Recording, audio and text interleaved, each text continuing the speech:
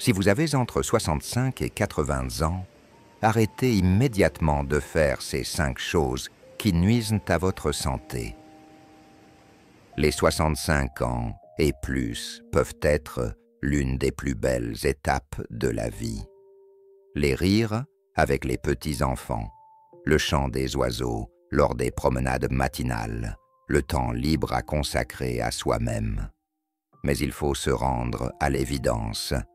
Beaucoup d'entre vous ne peuvent pas faire ces choses parce qu'ils commettent des erreurs qui nuisent à leur santé sans qu'ils s'en rendent compte. Elles limitent vos mouvements, vous affaiblissent et vous ralentissent. Et si vous pouviez corriger ces erreurs et défier les années? Dans cette vidéo, nous allons parler de 5 erreurs importantes qui volent votre énergie et limitent vos mouvements. Vous vous sentirez mieux grâce à 5 suggestions pratiques pour chaque erreur. La première erreur, une vie sédentaire. Si vous dites que vous marchez dans le parc pendant une demi-heure tous les jours, ou que vous faites vos tâches ménagères tous les jours, mais que vous passez le reste de la journée sur le canapé, au lit ou devant la télévision, votre corps est peut-être en train de tirer silencieusement la sonnette d'alarme. Des heures d'inactivité, ce n'est pas un confort, mais un ennemi insidieux pour votre santé. Vos muscles s'affaiblissent, vos articulations se raidissent, votre circulation sanguine se ralentit et votre esprit se fatigue. La perte de muscles avec l'âge est déjà un problème, mais si vous accélérez ce processus par l'inactivité, un jour il vous sera peut-être difficile de faire ne serait-ce qu'un simple pas. Avez-vous déjà ressenti des fourmillements dans les jambes, des douleurs dans le bas du dos ou une lourdeur dans la tête lorsque vous vous levez après être resté longtemps assis? C'est l'avertissement de votre corps.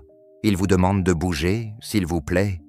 La mobilité ne consiste pas seulement à aller à la salle de sport ou à faire de longues promenades. Vous pouvez revitaliser votre corps par de petits mouvements tout au long de la journée. Conseil pratique. Toutes les demi-heures, accordez-vous un peu de temps pour bouger. Levez-vous, faites quelques pas, étirez vos bras vers le haut, étirez-vous ou marchez jusqu'à la fenêtre et respirez profondément. Il suffit de faire le tour de la pièce où vous êtes assis. Même les petits mouvements que vous ferez dans ce court laps de temps sont très importants pour votre santé.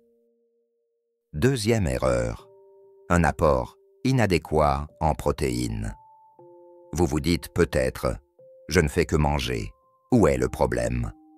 Avec l'âge, l'organisme utilise moins efficacement les protéines, ce qui signifie que vous avez besoin de plus de protéines pour conserver la force de vos muscles. Un apport inadéquat en protéines entraîne une perte musculaire. Un jour, vous aurez peut-être du mal à porter un sac d'épicerie, à tenir votre petit enfant ou à vous lever du lit.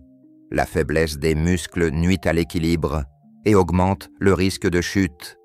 Avez-vous remarqué que vos bras ou vos jambes ne sont plus aussi forts qu'avant? Les protéines sont vitales, non seulement pour les athlètes ou les jeunes, mais aussi pour vous. Des muscles forts sont la clé d'une vie forte, et si vous voulez garder tout votre corps en bonne santé, et pas seulement vos muscles, assurez-vous de manger des protéines. Essayez de vous lever d'une chaise sans utiliser vos mains.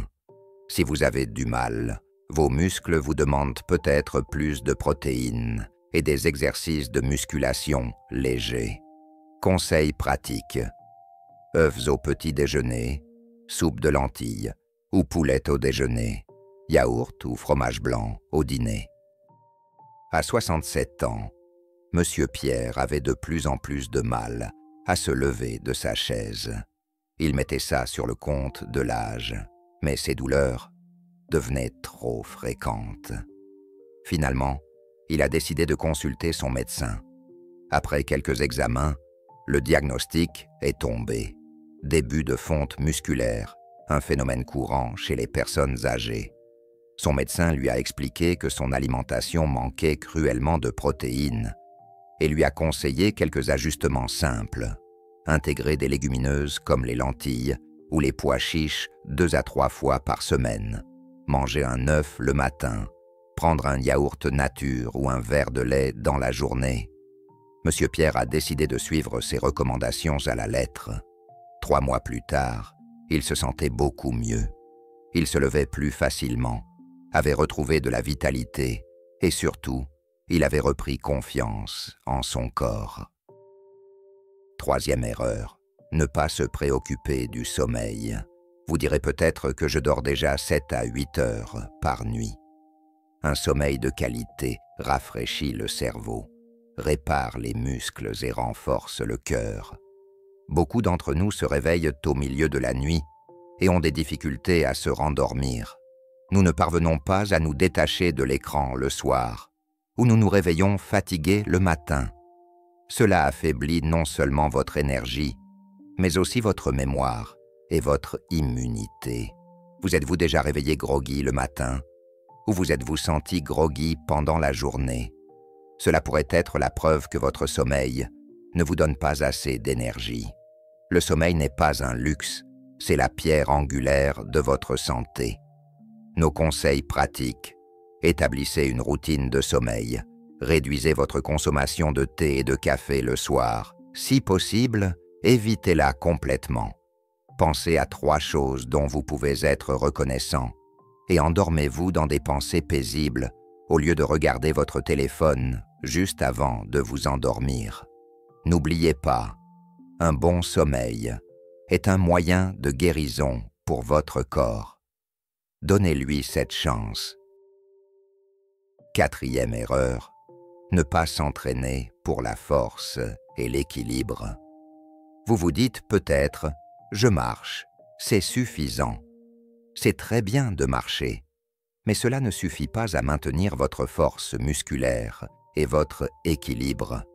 Avec l'âge, les muscles s'affaiblissent, l'équilibre se détériore et le risque de chute augmente. Les chutes peuvent entraîner des blessures graves plus tard dans la vie.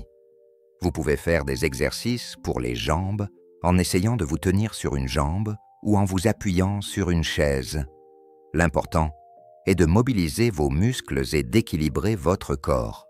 Si vous pouvez rester debout moins de 10 secondes, vous avez peut-être un problème d'équilibre. Plus vos muscles et votre corps sont en bon état, meilleur sera votre équilibre. Conseils pratiques. Faites des exercices simples quelques jours par semaine. Essayez de vous accroupir et de vous lever. En vous appuyant sur une chaise, essayez de vous tenir sur une jambe pendant 10 secondes ou faites travailler vos bras avec une bande de résistance. Même ces exercices de 5 minutes que vous pouvez faire à la maison suffiront. 5e erreur. Restez déshydraté. Avec l'âge, la sensation de soif s'affaiblit, mais les besoins en eau de l'organisme ne diminuent pas. Un manque d'eau peut provoquer des douleurs articulaires, de la constipation, des vertiges et même de la confusion. Le café ou le thé ne remplacent pas l'eau. En fait, ils réduisent la quantité d'eau dans votre corps en augmentant la quantité d'urine que vous urinez.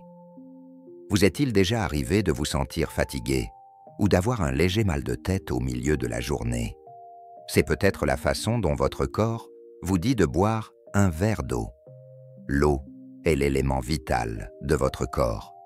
Conseil pratique. Emportez une bouteille d'eau avec vous. Buvez un grand verre d'eau le matin, avant de manger ou de boire quoi que ce soit. Si vous avez du mal à boire de l'eau, mettez des tranches de citron ou de concombre dans votre eau.